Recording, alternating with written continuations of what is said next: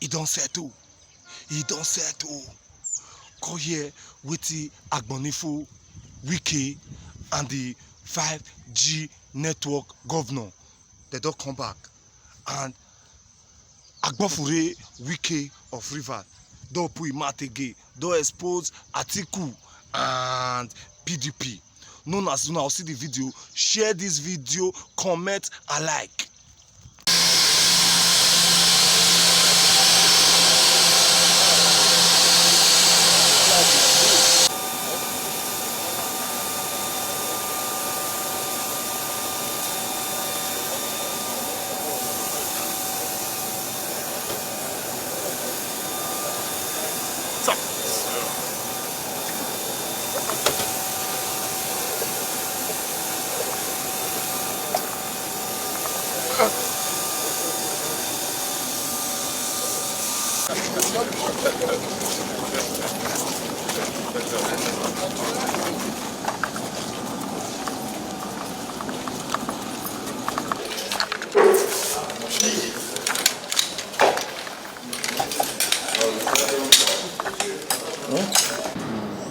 I read the denials he made. Of course, if you read the denials, you will know he has accepted the allegation made. First of all, what was the allegation that was made? The allegation that was made was, first of all, when he was elected as chairman of our party, he went to one of the presidential aspirants, whom I did not name. He went to him and said, it looks like the governors are not willing to fund the party, and therefore there's a need for them to have money. I did not mention whom that presidential aspirant was. Luckily for me, he had then mentioned that he went to the presidential candidate, Atiku was there for them, where they discussed the issue of borrowing. Now the question now remains, after the primaries, what was the position of Atiku Abubakar? He had always dialogued or discussed with the governors on the funding of the party, and the governors have always funded the party. Two, when you talk about borrowing, who approves borrowing? You must go to the National Working Committee to say you want to borrow money. I challenge him to bring the records of where National Working Committee approved that the party should go and borrow 1 billion naira. What will be the collateral? So he cannot deny the fact that he didn't go through commercial plane to Lagos, and then whoever he went to discover the issue did not go his own private. It's not correct. He collected 1 billion naira, and see, this is what they call the hallmark of leadership. Be sincere. How can you talk about 1 billion naira loan without the NWC mooting the idea, without the governors knowing?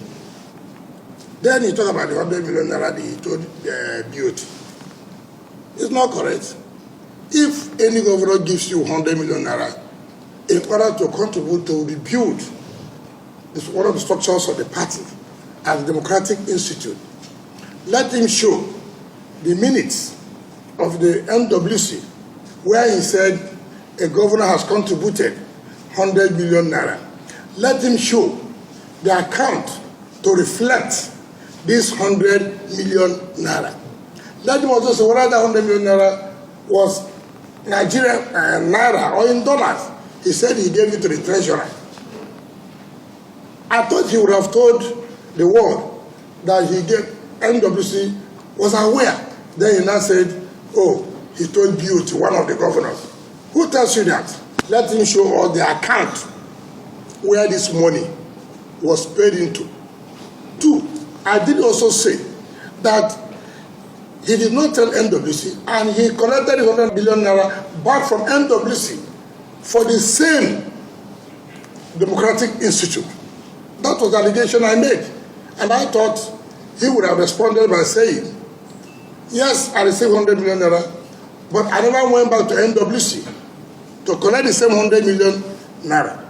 2, I told NWC that the governor brought 100 million, it will be recorded in the minutes of NWC.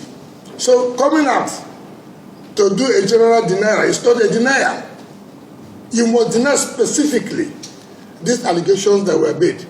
Ask him the contracts are going on in this Democratic Institute and that of Wadata.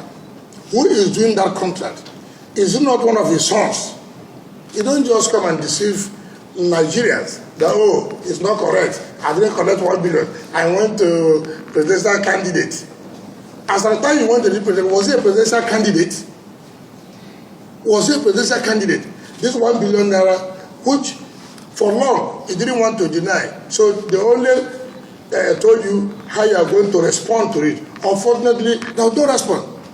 So let IU come out and tell us, tell the PDP people, tell the public that look, this matter was discussed in NWC. I can show you the minutes of NWC. That look, we needed money to fund this party. We don't have money. As at the time before you came to the party, who were those funding the party? So the issue of NWC, the issue of the presidential candidate just came up now. This thing happened before the presidential convention, after he was elected as chairman of the party. In leadership, you must always be firm and assertive. You may be right, you may be wrong. How could a man say, look, keep to your commitments? What are we talking about? The man made a commitment that if the presidential candidate emerges from my zone, I will resign. That is a commitment. And you are saying that people should keep to their commitment. Why not now tell the man, look, having made this commitment, keep to it. Then on the other leg, you come out to say, look, he should make a commitment that he will resign after the election. The first commitment he has made, he has not kept. And you are telling us to now say, I agree that, okay, this second commitment, he will abide to it. So it's leadership. I understand the problems. We have played our own role by saying we must continue to speak the truth. What is this so important thing that a man who has made a commitment cannot keep to it now? And you urge us as party members to say after the election, he will not keep to the commitment. That's even the worst of it. That's even, of course, I'm not surprised when you see people like Okosile Zewedo. You remember in 2011 that the PDP convention was to be scuttled. Who was the national chairman of the party? That was used to scuttle the convention of the good luck Jonathan. So who appointed the board of trustees for this committee? National chairman. National chairman who was accused for something was also sitting down there while they were deliberating issues. So what do you expect? So you can imagine that we are not serious in anything that we are doing. I don't believe my candidate could make such statement. I don't know how those who are packaging the presidential candidate would allow him to make such a statement. Frankly speaking, I will not tell you lies. When that video was sent to me, I played it and played it and played it. I was really touched. And I said to myself, can this be correct? Can this be true?